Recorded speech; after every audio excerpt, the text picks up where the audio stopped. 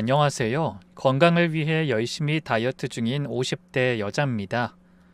저는 3년 전까지만 해도 90kg가 넘는 몸으로 살았어요.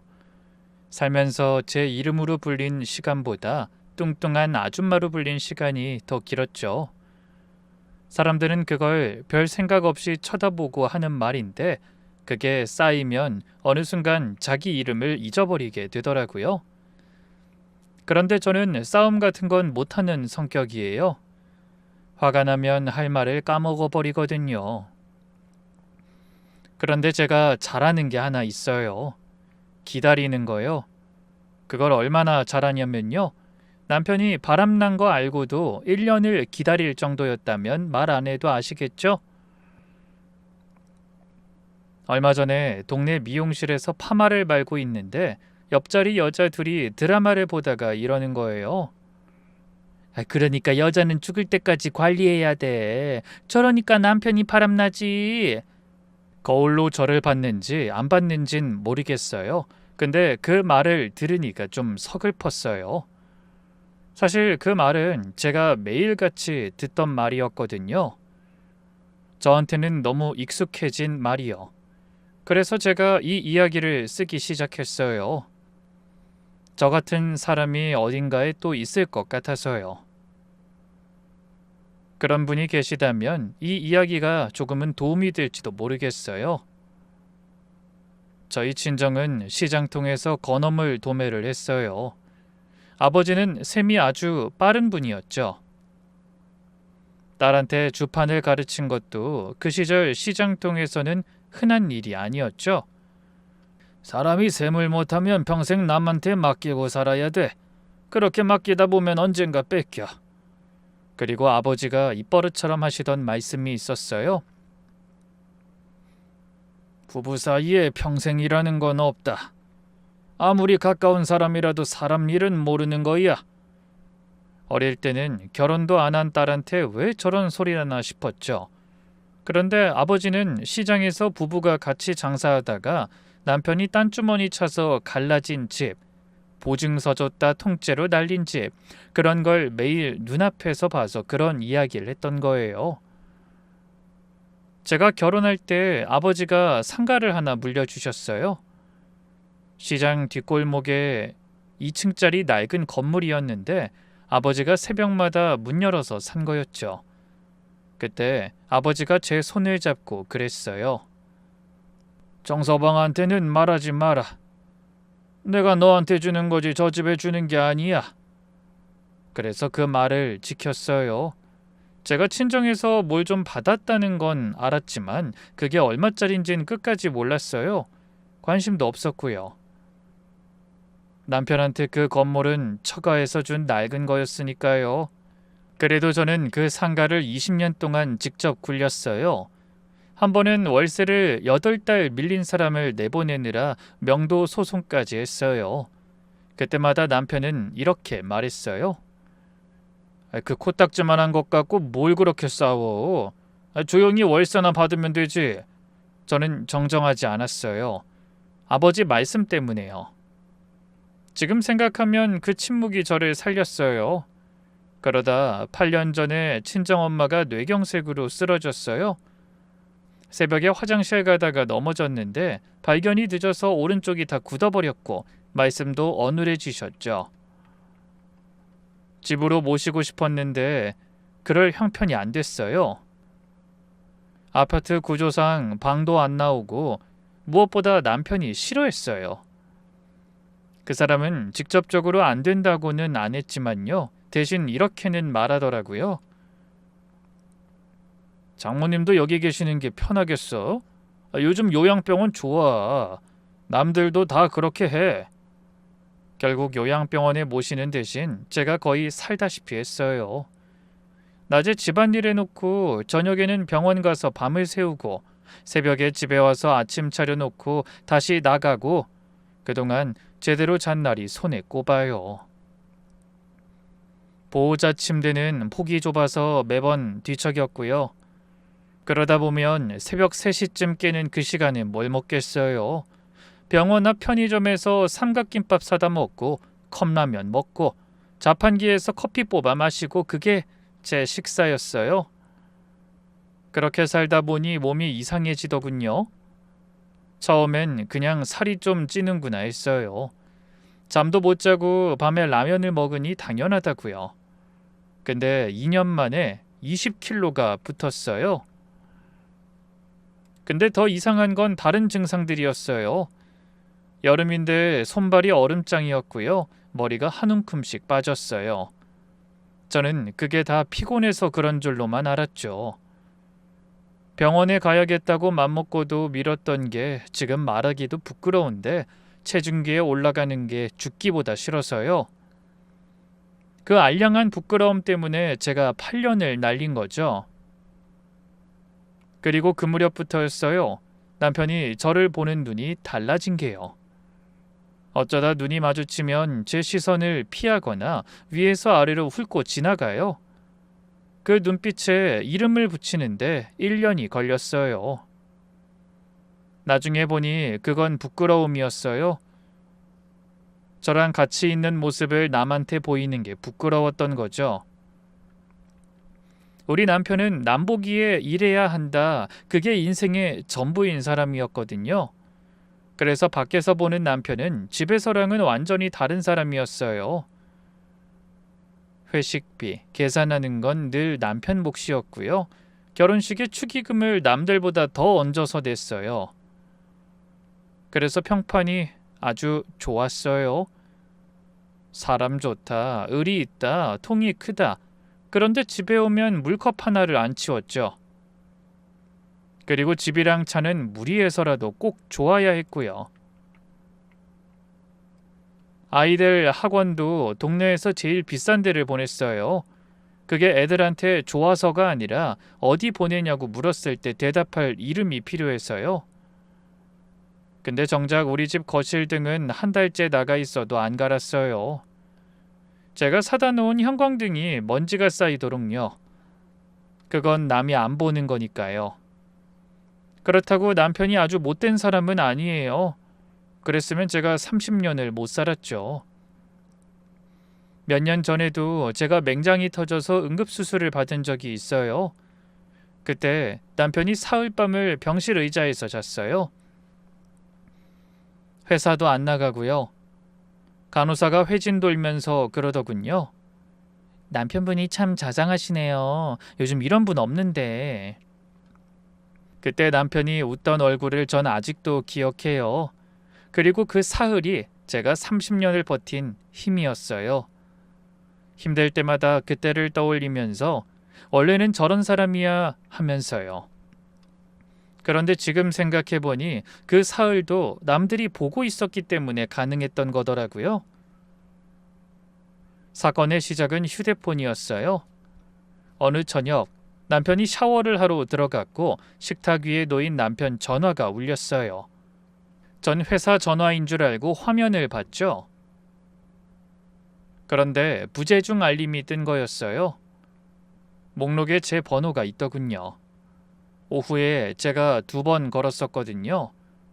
오늘 저녁에 반찬 뭐 해줄까 물어보려고요. 거기 저장된 이름이 이랬습니다. 하마. 저는 그 자리에 5분쯤 서 있었어요. 화면이 꺼질 때까지 보고 있다가 다시 켜서 봤어요. 잘못 본 게 아니더군요. 이것만 보면 뚱뚱하다고 잔소리하는 남편이 세상에 널렸는데 저게 뭐 그렇게 대수냐고 할 수도 있어요. 맞아요.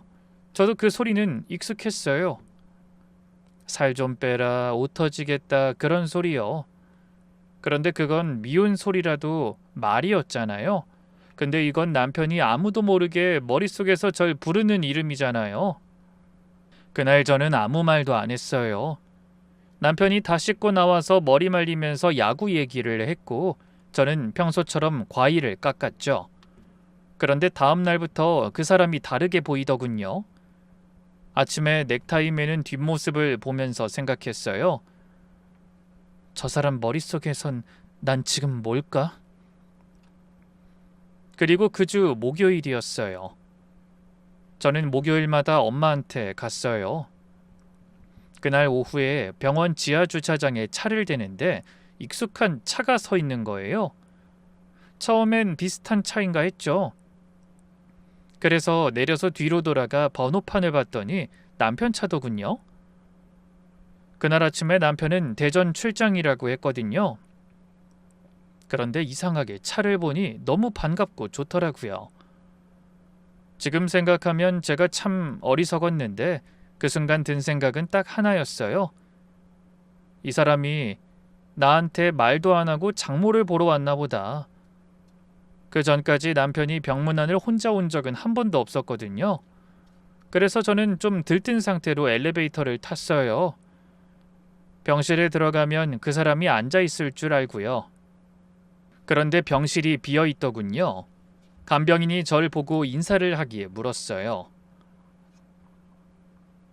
저희 남편 안 왔어요? 네? 아무도 안 왔는데요. 전 그때 뭐라고 대답했는지 기억이 안 나요.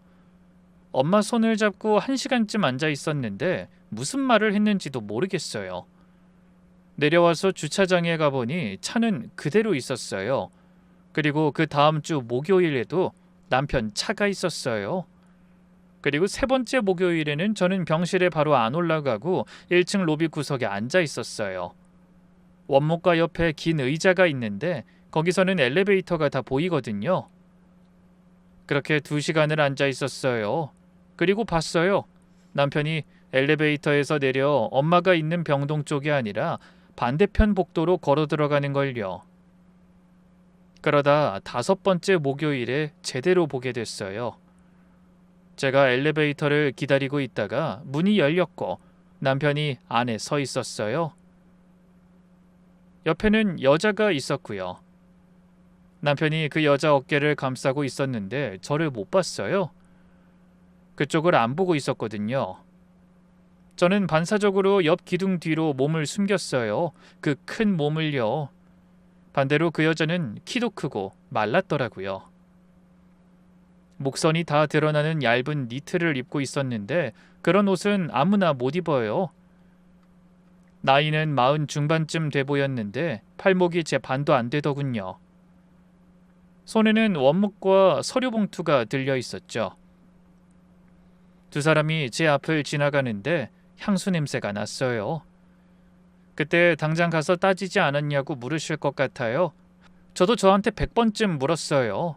근데 무서워서가 아니었어요. 저 여자 옆에 제가 서면요. 마른 여자랑 하마 같은 저를 나란히 놓고 볼 거 아니에요. 그리고 다들 속으로 생각하겠죠. 그럴만했네 하고요. 전 그게 증명되는 걸 보고 싶지 않았던 것 같아요.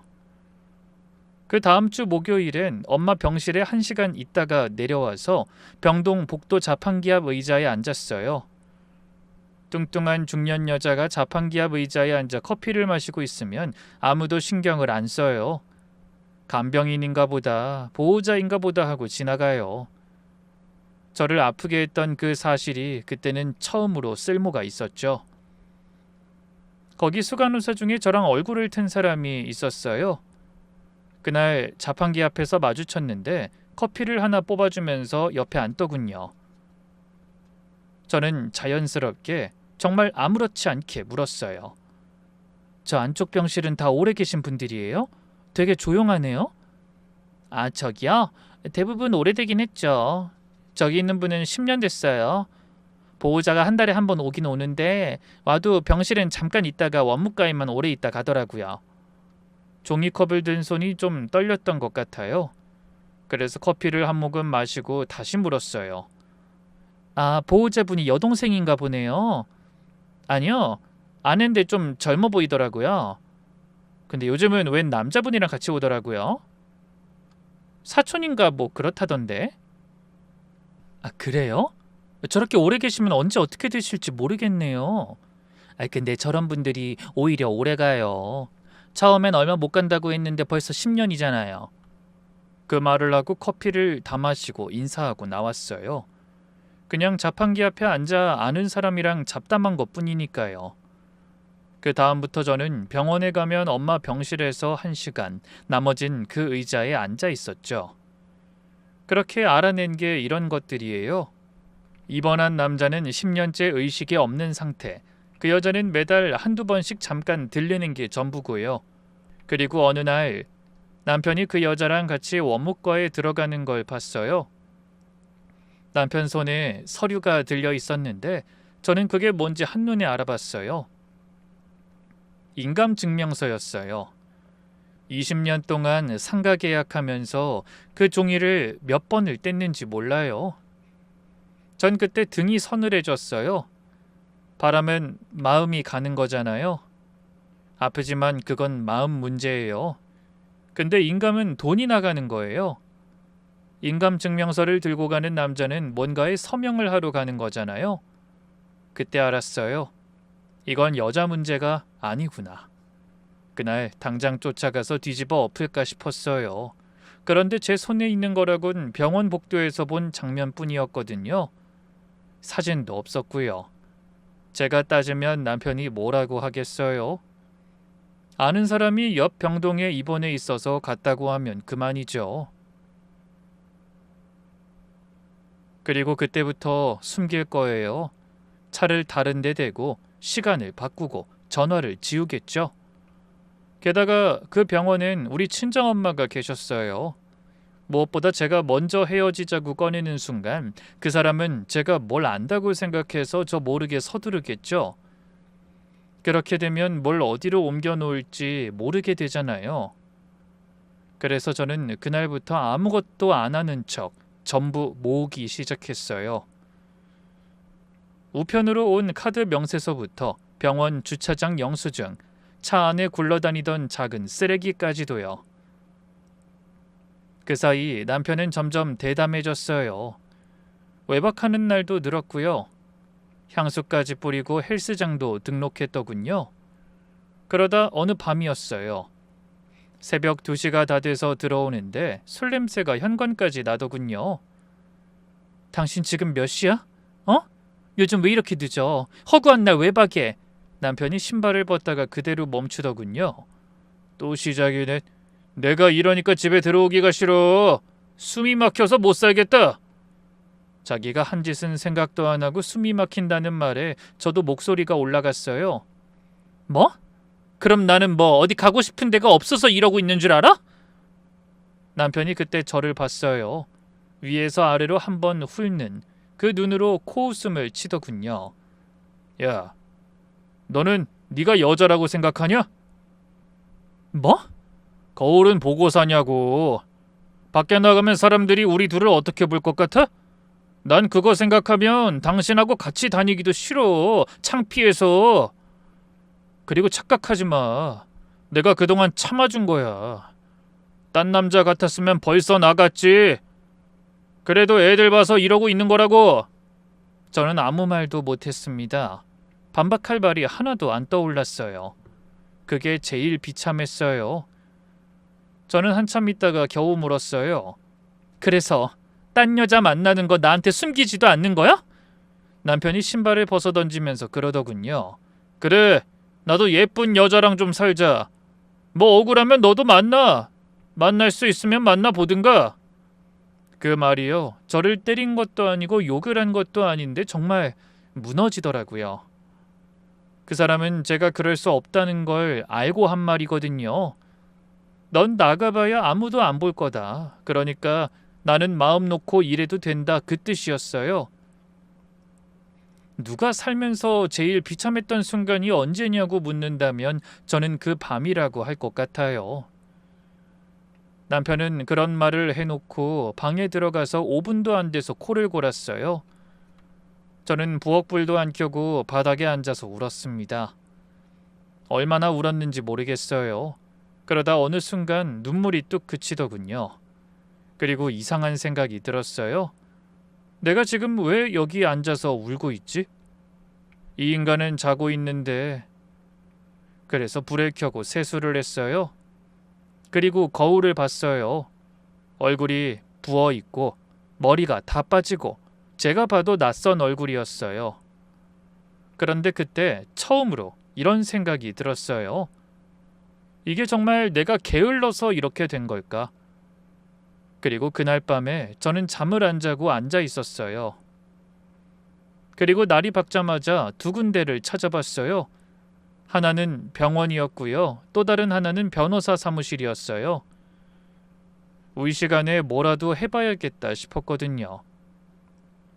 지고 있는 건 알겠는데 지더라도 이렇게는 못 지겠더라고요. 다음날 아침부터 병원에 갔어요. 피를 뽑고 초음파를 보고 며칠 뒤 결과를 들으러 갔는데 의사가 모니터를 한참 보더니 안타까운 표정으로 그러더군요. 갑상선 저하증이에요. 수치가 많이 안 좋은데요. 이거 오래되셨네요. 왜 이제 오셨어요? 의사가 뭔가 더 말했는데 잘 안 들렸어요. 진료실을 나와서 복도에 앉아 있는데 이상하게 속이 풀리는 거예요. 8년 동안 난 내가 게을러서 이렇게 된 줄 알았는데 병이었구나. 그러고 나니까 조금 힘이 붙더라고요. 그 다음으로 변호사 사무실에 갔어요. 저는 파일을 2권 챙겨갔어요.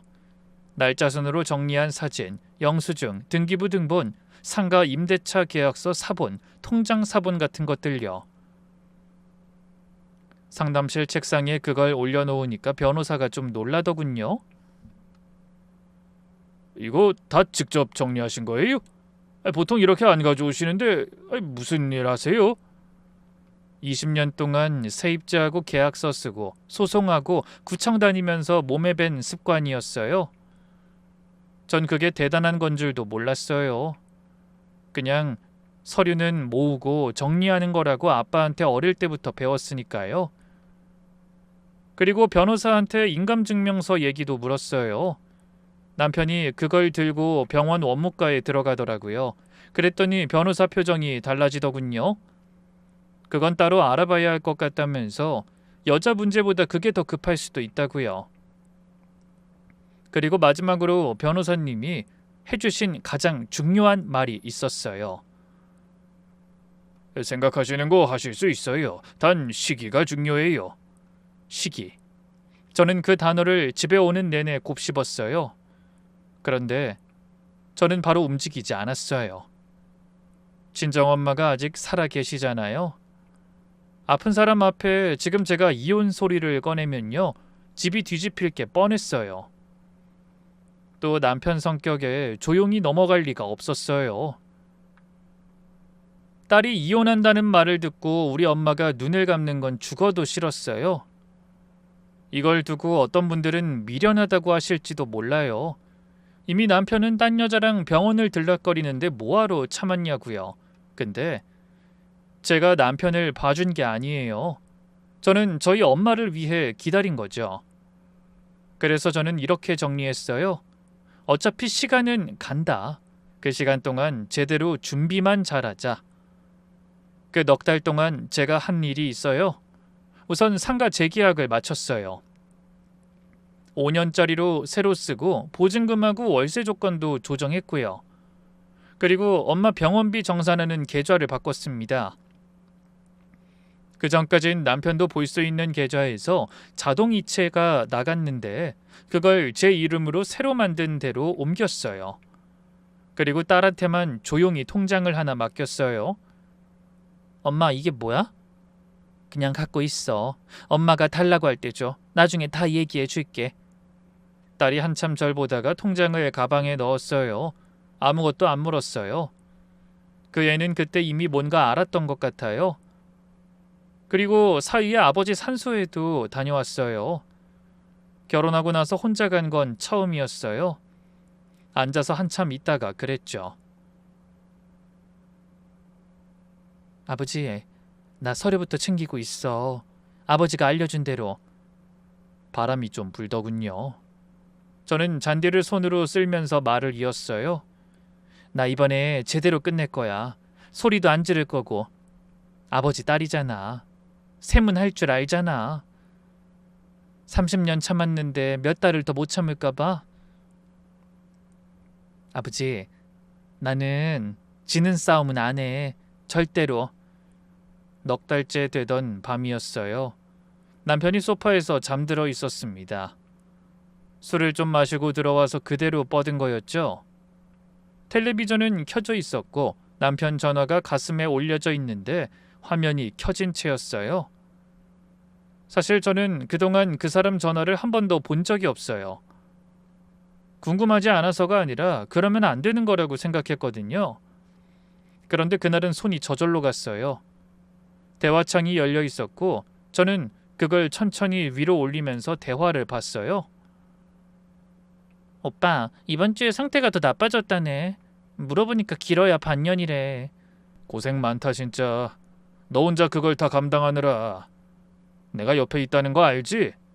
근데 나 정리하다가 알았는데 오빠가 내 앞으로 보험을 꽤 많이 들어놨더라. 결혼도 안 하고 나만 보고 산 사람인데. 정확히는 모르겠는데 근데 오빠 아파트도 있고 예금도 있고 다 합치면 자기야, 나 그 돈 나오면 건물 하나 사고 싶어. 1층에 요가 센터 차리게. 나 자격증도 있잖아. 그리고 거기 관리는 자기가 해주면 좋겠다. 나 그런 거 모르잖아. 진짜? 내가 당연히 열심히 도와야지. 저는 전화기를 제자리에 정확히 그대로 올려놓고 안방에 들어갔어요. 그리고 침대 끝에 앉았어요. 이상하게 화가 안 났어요. 그게 저도 좀 놀라웠어요. 남편이 딴 여자랑 앞으로 살 계획을 세우는 걸 다 읽었는데 손도 안 떨리더라고요. 대신 머릿속에서 계산이 섰어요. 아주 또렷하게요. 아, 이 사람은 이제 나한테 돈을 안 따지겠구나. 왜냐면 이제 더 큰 게 온다고 믿고 있으니까요. 곧 10몇 억이 들어온다고 생각하는 사람한테 지금 이 아파트가, 이 상가가 뭐로 보이겠어요? 발목 잡는 짐이죠. 빨리 정리하고 새 인생 시작하고 싶은 거예요. 전 그날 밤에 잠을 아주 잘 잤습니다. 일주일쯤 뒤 저녁상에서였어요. 남편이 밥을 먹다 말고 헛기침을 하더군요. 저는 올 게 왔다 싶은 생각을 하면서 가만히 있었어요. 나 할 말 있는데. 우리 이제 그만하자. 나도 이제 좀 살자. 그리고 그동안 우리 서로 할 만큼 했잖아. 말투가 이상했어요. 연습한 티가 났거든요. 서로 할 만큼 했잖아. 이 말은 남편 말투가 아니에요. 어디서 주워온 말이죠. 저는 밥을 계속 먹었어요. 아무 말도 안 하고요. 그랬더니 남편이 당황하더군요. 제가 울면서 매달리거나 아니면 소리를 지르거나 할 줄 알았나 봐요. 그런데 제가 아무 반응이 없으니까 오히려 그 사람이 안절부절 못했어요. 뭐라고 말 좀 해봐. 솔직히 당신도 나 누구 만나는 거 알고 있었잖아. 남편이 숟가락을 놓지도 않고 그러더군요. 그런데 미안한 기색도 하나 없었어요. 알면서 왜 가만히 있어? 다른 여자들 같았으면 벌써 뒤집어 엎었을 텐데. 이혼하자고 먼저 소리를 지르든가. 근데 당신은 왜 아무 말도 안 해? 그러니까 사람이 우습게 보이는 거야. 그 말이 제일 아팠어요. 매일 턱 밑까지 차던 말을 참고 있었던 게 이 인간한테는 우스운 거였구나 싶어서요. 저는 그때 딱 하나만 물었어요. 당신 그 여자에 대해서 제대로 알긴 알아? 뭐 하던 사람인지, 왜 하필 당신인지. 그랬더니 남편이 웃더군요. 어이없다는 웃음요. 당신이 그런 게 왜 궁금해? 그리고 무슨 사람 만나는데 호구조사부터 해? 보이는 것만 보는 거 아니냐고 묻는 거야. 보이는 것도 중요해. 남편이 물컵을 드는 걸 보면서 전 그날 처음으로 매달려 봤어요. 지금 생각하면 왜 그랬나 싶은데 그때는 그게 마지막이다 싶었던 것 같아요. 나 병원 갔다 왔는데 갑상선이래. 그것 때문에 이렇게 된 거래. 약 먹으면 돌아온대. 나 살 빠질 수도 있어. 지금 이게 내가 게을러서 이런 게 아니야. 그리고 우리 결혼할 때 다들 뭐라고 했어? 당신 결혼 잘했다고 그랬잖아. 당신도 그게 좋았잖아. 남편이 물을 한 모금 마시고 컵을 내려놨어요. 그리고 저를 보는데 안 됐다는 눈이었어요. 화도 아니고 미움도 아니고요. 딱한 걸 보는 눈이요. 선영아, 그게 언제적 얘기야? 그 소리를 왜 해? 살 빼서 뭐, 나 붙잡으려고? 그렇게 말하고 남편이 허탈하게 웃었어요. 그럴 거면 진작에 하지 그랬어. 그냥 이쯤에서 서로 좋게 끝내자는 거야.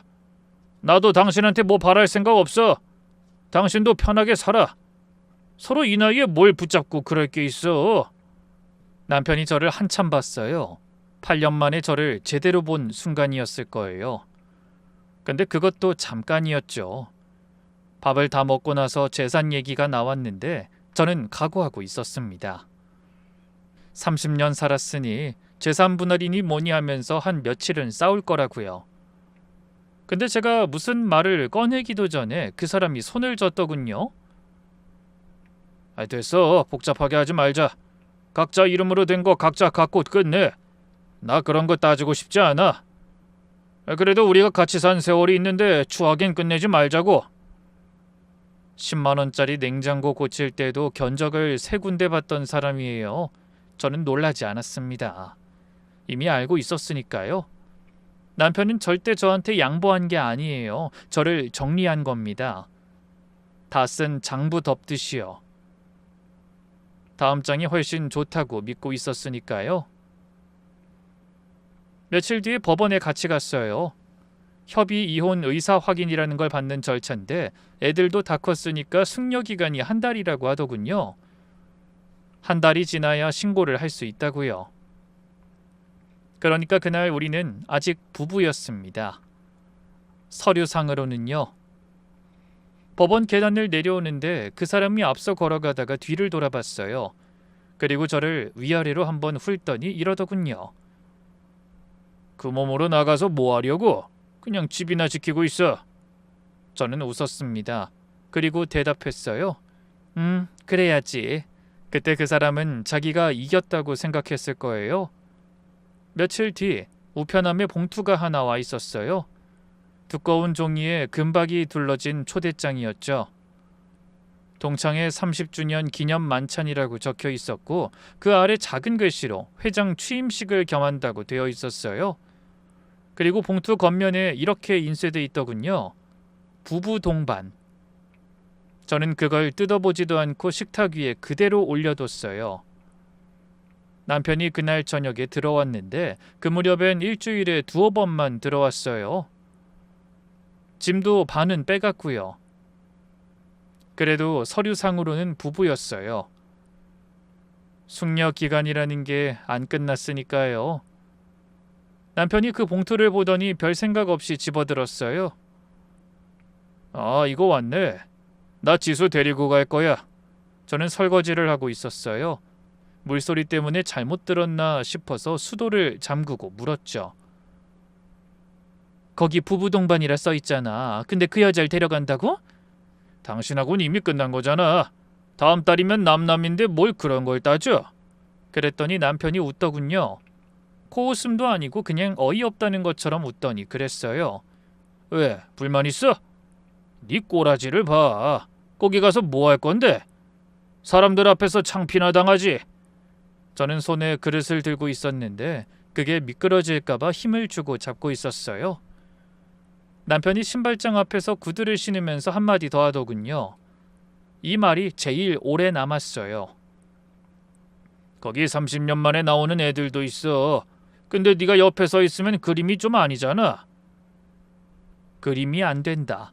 그 사람은 자기가 무슨 말을 했는지도 몰랐을 거예요. 평소 하던 대로 한 거니까요.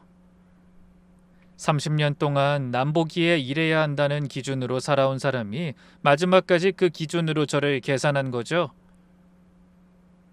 저는 아내가 아니라 그림의 일부였어요. 보기 싫어져서 이젠 빼야 하는 부분요. 문이 닫히고 저는 그 자리에 한참 서 있었어요. 그런데 신기하게 몸이 가벼워지는 걸 느꼈어요. 저는 젖은 손을 앞치마에 닦고 안방에 들어가서 서랍을 열었어요. 제가 목요일마다 가슴을 누르며 모아온 것들요. 그걸 한 장씩 넘겨보면서 생각했죠. 이 사람이 나한테 날짜를 정해줬구나. 저는 사실 그때까지 언제 어떻게 해야 할지 못 정하고 있었거든요. 서류는 다 있는데 꺼낼 자리가 없었어요. 집에서 둘이 마주 앉아서 이걸 꺼내면요. 그건 부부싸움이에요. 그 사람은 소리 지르고 문 닫고 나가면 그만이죠. 변호사 사무실에서 꺼내면 그건 서류 절차고요. 그런데 남편이 방금 저한테 자리를 알려준 거예요. 40몇 명이 앉아있는 자리요. 그 사람이 평생 제일 잘 보이고 싶어 했던 사람들 앞이요. 다음 날 오후에 모르는 번호로 전화가 왔어요. 남편 동창인데 몇 번 얼굴은 봤어요. 형수님, 저 제호 친구입니다. 이번 30주년 동창회 형수님도 오시죠? 저희 집사람이 형수님 오시면 자기도 간다고 그러네요. 이번에도 꼭 뵙고 싶다는데요. 저는 잠깐 말이 없었어요. 그쪽에서 웃으면서 한마디 더 하더군요. 오실 거죠? 제가 자리 비워둘게요. 네, 갈게요. 당일 오후에 호텔에 도착했어요. 연회장이 2층이었는데 엘리베이터 앞에서 발이 안 떨어지더군요. 몇 년 만에 사람들 있는 자리에 가는 거였어요. 결혼식도 장례식도 모임도 안 갔거든요. 사람들이 저를 보는 그 표정이 싫어서요. 아는 척하기 전에 딱 한 박자 멈추는 그거요. 그 한 박자가 뭔지 아세요? 얘가 왜 이렇게 됐지? 하는 거죠. 그래도 그날은 그런 시선도 견디기로 했어요. 문을 열고 들어가니까 사람이 꽉 차 있더군요. 원형 테이블이 8개쯤 됐고 앞에는 단상이 있었어요. 저는 뒷줄 구석자리에 앉았어요. 몇 명이 아는 척을 했어요. 다들 그 한 박자를 거쳤죠. 저는 이제 그게 아무렇지도 않았어요. 그날은 그 사람들한테 잘 보이려고 간 게 아니었으니까요. 가방을 무릎에 올려놓고 있었는데 안에는 봉투가 하나 들어있었어요. 그 안에 1년이 들어있었죠. 잠시 뒤에 사회자가 마이크를 잡았어요. 30주년 기념 어쩌고 하는 인사가 끝나고 신임 회장 취임 순서가 됐죠. 남편이 단상에 올라갔어요. 새 양복을 입었더군요. 저는 그 양복을 처음 봤어요. 박수 소리가 컸어요. 남편이 마이크를 잡고 웃는데 저는 그 표정을 알아요. 남편이 제일 행복할 때 짓는 표정이에요. 사람들이 자기를 보고 있을 때요. 회장을 맡게 돼서 부끄럽습니다. 근데 여러분이 시키셨으니까 열심히 해보겠습니다. 웃음이 났고 박수가 또 나왔어요. 그리고 남편이 그 앞 테이블에 앉아있던 여자를 불렀어요. 그리고 인사드리겠습니다. 제 아내 한지수입니다. 박수가 쏟아졌어요. 그 여자가 올라가서 고개를 숙이는데 병원 복도에서 본 그대로였죠. 사람들이 웅성거렸어요. 한쪽에서는 야, 능력 좋다 하는 소리가 나오더라고요. 으쓱해진 남편이 마이크를 잡고 덧붙였어요. 곧 요가 센터도 열 겁니다. 다들 오세요. 회원가로 해드릴 테니까요. 그 순간이었어요. 제가 그 자리에서 일어났어요. 소리를 지르지도 않았고 마이크를 잡지도 않았어요. 그냥 의자를 밀고 일어나서 통로 쪽으로 두어 걸음 나왔죠. 사람들이 큰 덩치인 저를 봤어요. 뒤에서 누가 일어나니까 자연스럽게 시선이 온 거예요. 저는 단상을 보고 말했어요. 그런데 그 순간에 연회장이 조용했거든요. 그리고 제 목소리가 다 들렸죠. 한지수 씨, 강태현 씨는 좀 어떠세요? 상간녀가 저를 봤어요. 얼굴에서 핏기가 빠지는 걸 전 그날 처음 봤어요. 사람 얼굴색이 정말 몇 초 만에 변하더군요. 제 말에 남편이 먼저 반응했어요. 마이크를 내리고 단상에서 성큼성큼 걸어오더군요. 뭐야? 당신이 여기 왜 왔어? 나도 초대장 받고 왔어. 그리고 아직은 서류상으로 당신 아내가 나인 거 몰라? 사람이 창피한 줄 알아야지. 지금 이게 무슨 짓이야? 저는 남편을 안 봤어요. 계속 그 여자만 뚫어지게 봤죠. 제가 그 병원에 저희 엄마 모셨거든요. 목요일마다 갔어요. 1년 동안요. 상간녀가 입을 뗐는데 목소리가 갈라졌어요. 무슨 말을 하는 건지 전 모르겠는데요. 모르세요? 매달 첫째 주 화요일에 오잖아요. 병실은 5분 있다가 원무과에 가고요. 제가 그 앞 자판기 옆에 앉아 있었는데 못 봤나 보네요. 앞 테이블에 앉아있던 동창 한 명이 무슨 상황인가 싶은지 속삭이듯 그러더라고요. 뭔데? 무슨 얘기야? 저는 가방에서 봉투를 꺼냈어요. 종이를 한 장씩 앞 테이블에 내려놨어요. 육병동 복도에 찍힌 사진, 원무과 앞에서 두 사람이 나란히 서 있는 사진, 그리고 마지막 한 장요. 이건 병원에서 뗀 거예요. 환자 성명 강태현, 배우자이자 보호자 한지수. 연회장이 완전히 조용해졌어요. 저는 그때 처음으로 남편 쪽으로 고개를 돌렸어요. 8년 만이었죠. 그 사람 눈을 정면으로 본 게요. 당신은 이 여자 오빠라고 들었지? 오빠 아니야. 남편이야. 지금도 살아있는 남편. 그리고 시한부 아니야. 10년째 그대로야. 앞으로도 계속 그럴 거고. 그리고 제가 마지막 한마디를 했죠. 이 말은 사실 준비한 게 아니었어요. 그리고 나 아직 당신 아내야. 아직 한 달 안 지났거든. 그때 연회장이 어떻게 됐는지 설명을 못 하겠네요. 웅성대는 소리가 나는 게 아니라요. 공기 자체가 바뀌었어요. 그 많은 사람이 방금 자기가 뭘 봤는지 동시에 알아챈 거예요. 저 사람이 아내가 있는데 그 아내를 놔두고 딴 여자를 아내라고 소개했구나. 그때 뒤에 있던 누군가가 말했어요. 재호야, 그럼 네 집사람이라고 한 건 뭐야? 아니, 그게... 남편은 대답을 못했어요. 상간녀 쪽을 봤는데 그 여자는 이미 남편을 안 보고 있었어요. 전 그때 그 여자 눈을 봤는데요. 당황한 눈이 아니었어요. 계산하는 눈이었어요. 어디로 나갈지 재는 눈요. 그때 앞쪽 테이블에서 한 사람이 일어났어요. 은행에서 지점장까지 하고 나온 동창이었죠. 재호야, 잠깐만. 야, 너 저 사람 앞으로 서명한 거 있냐? 서명한 거 뭐 있냐고. 보증이든 뭐든 하나라도 있냐고. 남편이 아무 말도 못했어요. 그게 대답이었죠.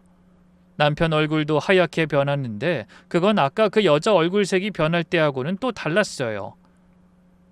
상간녀는 자기가 한 짓이 들켜서 하얘진 거고 남편은 그때 처음으로 뭔가를 깨달아서 하얘진 거였어요. 남편이 입술을 몇 번 달싹이더니 혼잣말처럼 중얼거리더군요. 아니야, 우리 신고했어. 걔가 갔어. 다음날 간다고 했어. 아무도 대꾸를 안 했어요. 그 정적 속에서 남편이 갑자기 뛰어나갔어요. 넥타이가 뒤집힌 채로요. 누가 시킨 것도 아니었어요. 자기 발로 확인하러 간 거예요. 8개월 동안 한 번도 안 뗐던 그 종이를요. 동창 몇이 영문을 모르고 따라 나갔고 저는 조금 있다가 천천히 내려갔어요. 1층 로비 구석에 무인 발급기가 있었죠. 남편이 신분증을 넣고 지문을 대는데 손이 떨려서 2번을 틀렸어요. 그리고 종이가 나와서 남편이 그걸 받아 읽는 걸 저는 뒤에서 봤어요. 거기에 그 여자 이름은 어디에도 없었죠. 남편이 그 종이를 2번 접었다가 다시 폈어요. 그리고 발급기에 다시 신분증을 넣더군요. 또 한 장을 뽑았어요. 똑같았죠? 3번째로 뽑았을 때 옆에 있던 동창이 손목을 잡더군요. 재호야, 그만해. 아니야, 이거 오류야. 아니야, 그럴 리가 없어. 이거 잘못 나온 거야. 내가 도장 찍었어. 내가 분명히 찍었다고. 지수가 구청 간다고 했어. 걔가 다음날 간다고. 남편이 그 말을 하다가 멈췄어요. 자기 입으로 말하면서 알아버린 거예요. 8개월이었어요. 그동안 남편은 자기가 결혼한 줄 알고 살았어요. 종이 한 장이면 확인할 수 있는 거였는데 한 번도 안 떼어본 거예요. 왜냐고요? 뗄 생각을 안 한 게 아니에요. 뗄 이유가 없다고 믿었던 거죠. 다시 2층에 올라갔을 때 그 여자는 없었어요. 가방도 코트도 자리에 그대로 다 두고 사라졌더군요. 화장실 쪽 비상계단으로 나갔다고 나중에 들었어요. 그리고 연회장 분위기가 또 한 번 바뀌었죠. 아까까지는 남편을 딱하게 보는 눈이었는데 어느 순간 8명쯤 되는 사람들 표정이 잔뜩 굳어 있었어요. 한 사람은 구석에 가서 조용히 전화를 걸었어요. 목소리가 들리더군요. 여보, 나야. 저번에 그 재호한테 넣은 거 있잖아. 그거 계약서 어디 뒀지? 남편이 종이를 손에 든 채로 들어왔어요. 아직 상황을 다 이해하지 못한 얼굴이었죠. 사람들이 아무도 그 사람하고 눈을 안 마주쳤어요. 한 친구가 조용히 말했어요. 재호야, 너 지금 얼마 물린 건지는 알고 있냐? 남편이 고개를 들었어요. 그리고 저를 봤어요.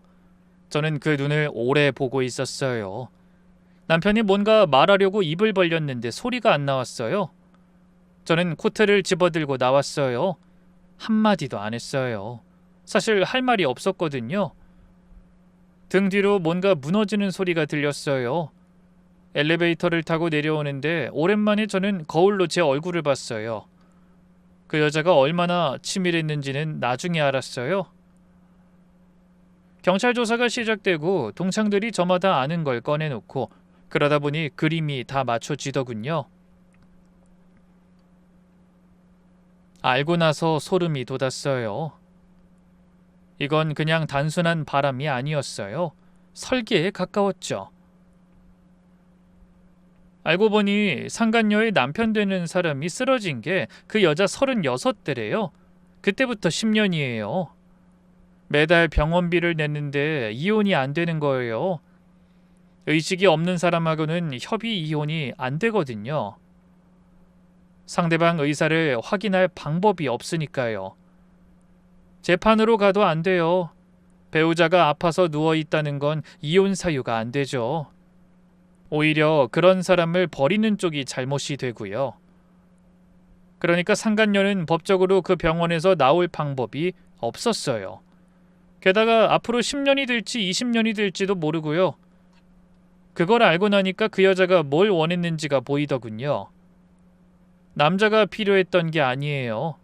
자기 대신 그 자리에 앉을 사람이 필요했던 거죠. 그 다음이 더 무서웠어요. 그 여자가 남편한테 뭐라고 했는지 아세요? 남편을 우리 오빠다. 하나뿐인 오빠가 10년째 저러고 있고 여동생인 내가 혼자 감당해 왔다. 이 그림 안에서 그 여자는 불쌍하고 착한 여자가 된 거죠.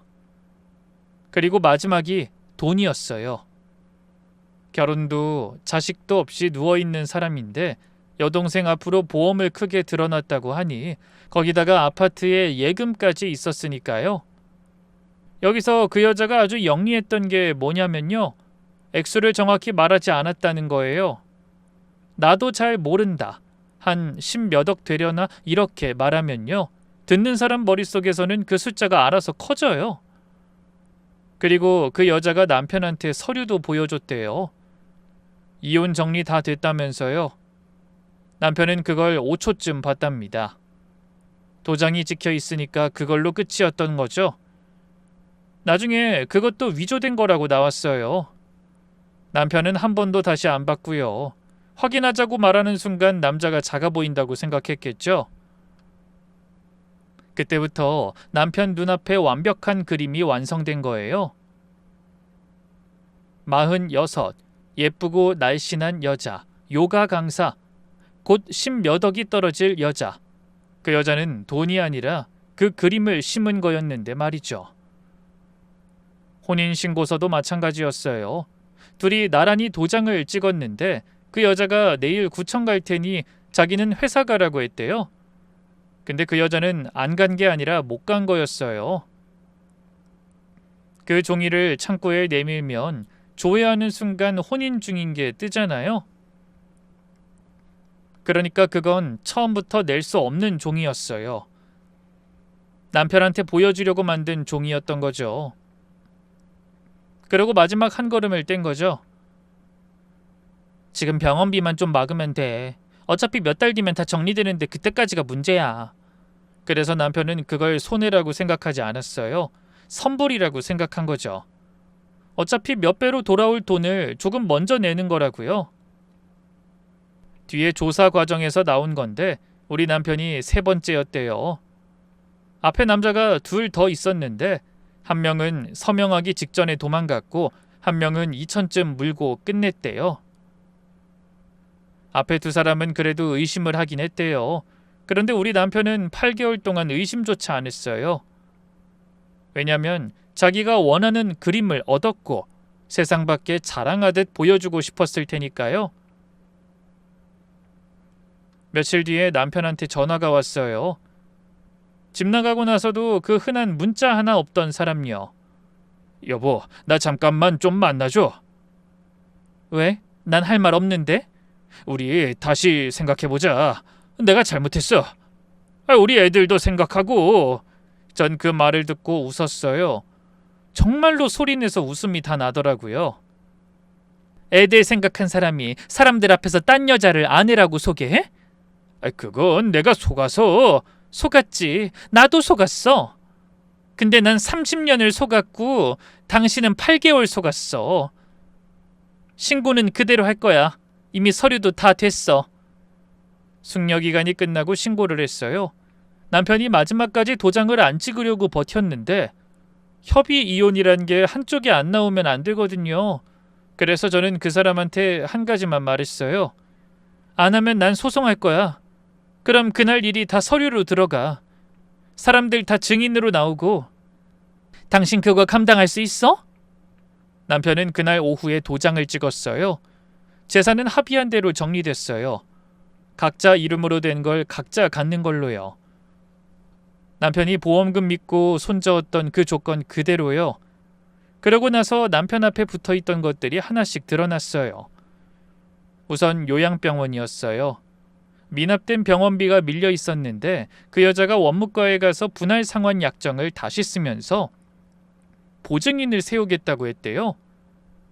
병원 입장에서는 못 받던 돈이었으니까 마다할 이유가 없었죠. 그 창구에서 남편이 직접 서명한 게 1억 8천이었어요. 그날 그 여자가 창구 앞에서 울었대요. 남편은 사람들 보는 데서 그렇게 능력 있는 해결사가 되고 싶었던 거예요. 그 다음이 신용대출 1억 2천, 마이너스 통장 5천, 카드론 3천, 전부 남편 본인이 서명한 거예요. 명목은 사업 운영자금이었고요. 실행되자마자 그 여자 계좌로 넘어갔고 여자는 그 돈으로 자기 빚을 정리했대요. 그리고 상가가 있었어요. 요가센터 하겠다고 자리를 잡은 건데 5년짜리 임대차 계약에 인테리어 리스에 사업자 등록까지 전부 남편 이름이었어요. 상간녀는 신용에 문제가 있어서 자기 이름으로는 아무것도 못했거든요. 그리고 마지막이 동창들이었어요. 8명한테 2억 4천을 거뒀어요. 차용증도 계약서도 엉망이었죠. 그 사람들이 돈을 낸 이유는 사업이 좋아서가 아니었어요. 남편을 믿어서였죠. 30년 동안 술값 내고 축의금 얹어주던 사람 좋던 그 사람을요.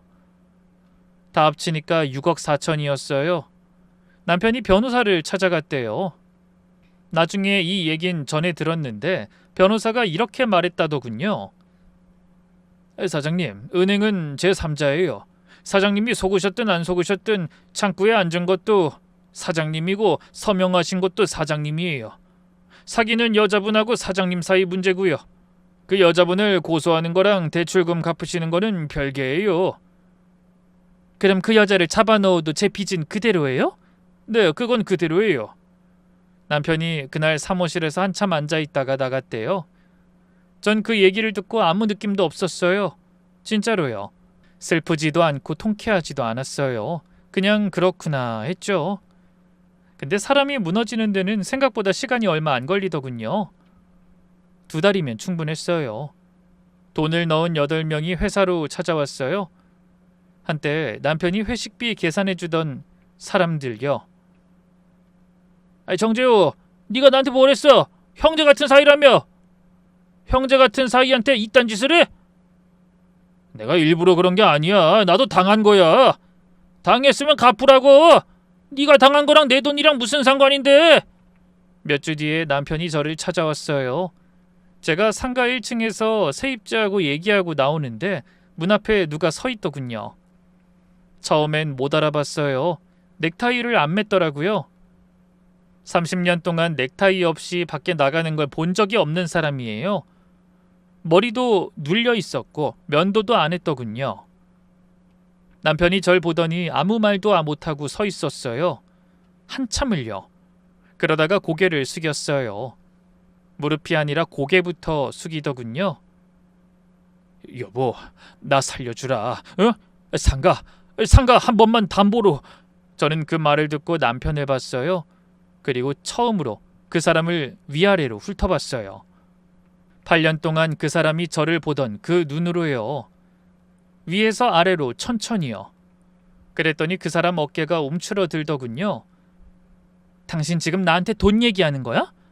여보, 나 지금 죽게 생겼어. 마지막으로 부탁 좀 하자. 당신이 나 두고 그 여자 데리고 갔을 때 뭐라고 했는진 기억나? 나는 30년을 산 당신 아내가 아니라 그림이었어. 당신한텐. 그 시간 동안 나 어떻게 살았는지 알아? 같은 집에 있는데 당신은 나를 한 번도 안 봤어.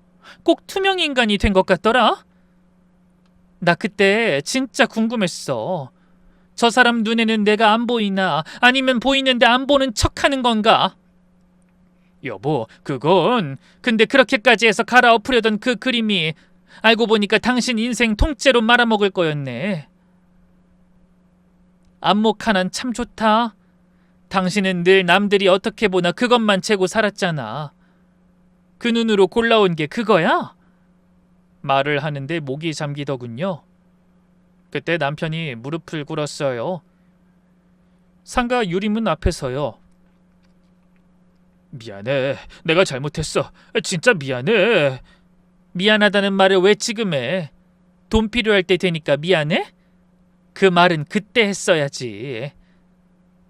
사람들 앞에서 나 세워놓고 웃길 때 핸드폰에 내 이름 그렇게 저장해놨을 때 했어야지. 남편 얼굴이 하얗게 됐어요. 그 이름을 제가 알고 있는 줄은 몰랐던 거죠. 여보, 나 진짜 이러다 죽어. 그냥 도장만 한번. 당신은 늘 내가 부끄러웠지. 근데 나는 한 번도 당신이 부끄러운 적이 없었어. 그런데 오늘 처음이야. 그 사람이 뭐라고 더 말하려고 입을 열었어요. 저는 그 전에 말했어요.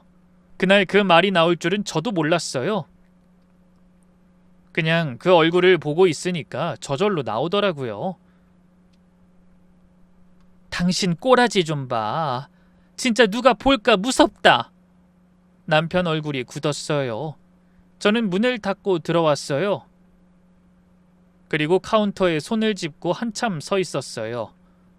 30년 동안 목에 걸려있던 게 쑥 빠져나가더군요. 유리문이라서 남편이 한참 그대로 있는 게 보였어요. 그러다 일어나서 바지를 털고 돌아서 가더군요. 그 뒷모습을 보면서 제가 무슨 생각을 했는지 아세요? 이 말이 이렇게 쉬운 거였구나. 그런데 그 쉬운 말을 저한테 30년 동안 했던 거예요. 밥상에서, 현관에서, 사람들 앞에서까지요. 몇 달 뒤에 그 여자가 잡혔어요. 사기하고 사문서 위조였죠. 위조된 서류가 몇 장 나왔대요.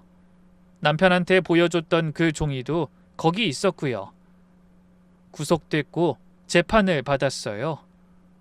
그런데 조사 과정에서 그 여자가 이런 진술을 했더군요. 정재호 씨도 다 알고 있었어요. 사업자도 자기 이름으로 하겠다고 자기가 먼저 그랬어요. 그래서 남편이 공범으로 의심받고 넉 달을 조사받았어요. 결국 혐의는 없는 걸로 끝났는데 그 넉 달 동안 남편 이름이 완전히 죽었죠. 동창회에서는 제명됐고요. 30년 동안 남편이 쌓은 게 그 이름 하나였는데 그게 다 없어진 거예요. 그런데 진짜 끝은 따로 있었어요. 남편이 그렇게 순순히 이혼한 이유가 시한부라던 남자 보험금이었잖아요. 그런데 그 사람은 시한부도 아니었고 보험금도 없었어요. 그리고 그 여자가 감옥에 가도 병원비 청구서는 계속 남편 앞으로 나오게 됐고요. 왜냐면 거기 보증금으로 이름이 올라가 있는 사람이 바로 남편이니까요. 남편은 여자를 얻은 줄 알았는데요. 사실은 남의 병원 침대 하나를 평생값으로 산 거였어요. 우리 친정엄마는 그해 겨울에 돌아가셨어요. 마지막까지 저는 이혼 얘기를 안 했어요. 손을 잡고 있었는데 엄마가 말은 못하셔도 눈은 뜨고 계셨거든요. 그때 제가 그랬어요. 엄마, 나 잘 살고 있어. 걱정하지 마. 거짓말은 아니었어요. 그때 저는 진짜로 잘 살고 있었으니까요. 저는 지금도 목요일마다 그 병원 근처를 한 번씩 가요. 병원에 갔던 게 몸에 배어서 그날은 어디라도 가야겠더라고요. 병원 근처 카페에 가서 커피 한 잔 마시고 오는 게 다예요. 그러다 저번 달에 그 카페 창가에 앉아 있는데 남편이 지나가더군요. 작업복 같은 걸 입고요. 원무과에 이름도 모르는 사람 병원비를 내주러요. 저는 유리 한 장 사이에 두고 그걸 봤는데 아는 척은 안 했어요. 그리고 제 몸 얘기를 해야겠네요. 갑상선 치료를 시작하고 나서 체중이 좀 줄긴 했어요. 근데 살을 빼서 예뻐졌다 그런 결말은 아니에요. 지금도 몸은 커요. 다만 달라진 게 하나 있다면 예전엔 100m도 못 걸었거든요. 지금은 30분 정도는 편하게 걸어요. 그래도 지금 이 몸이 제 게으름 때문이 아니라는 걸 아니까 괜찮아요. 끝으로 제가 이 얘기를 왜 썼는지 말씀드릴게요. 저는 8년을 늦었어요. 몸이 이상하다고 느낀 게 8년 전인데 병원에 너무 늦게 갔거든요. 그동안 저는 제가 게을러서 그런 줄만 알고 저를 부끄러워했고요. 그 창피함 때문에 몇 년을 날린 거예요. 혹시 몸이 이상한데 이유를 모르겠다 싶으신 분 계시면요. 그냥 가보세요. 창피한 건 30분이고 나머진 내 인생이에요. 그리고 저처럼 지금 서러운 일을 겪고도 참고 계신 분들이 계실 거예요. 그거 미련한 거 아니에요. 근데 참기만 하면 미련한 게 맞아요. 참는 동안 뭘 하고 계셔야 해요. 저희 아버지가 그러셨거든요. 싸울 일 생기면 그날 싸우지 말고 서류부터 챙겨라. 저는 그 말 하나 붙들고 지냈어요. 목요일마다 병원 자판기 앞에 앉아있던 1년이요. 그게 제가 참은 시간이 아니라 제가 칼을 가는 시간이었어요. 무시당하는 게 무서운 게 뭔지 아세요? 나중에 나도 나를 무시하게 된다는 거예요. 저는 8년 동안 제 얼굴을 안 봤어요. 지나고 보니 그게 제일 아까워요. 남편이 저를 안 본 건 그 사람 사정이지만 제가 저를 안 본 건 제 잘못이거든요. 그러니까 어떤 모습이건 자기를 사랑하는 것, 그게 시작이에요. 제 이야기는 여기서 마칠게요. 감사합니다.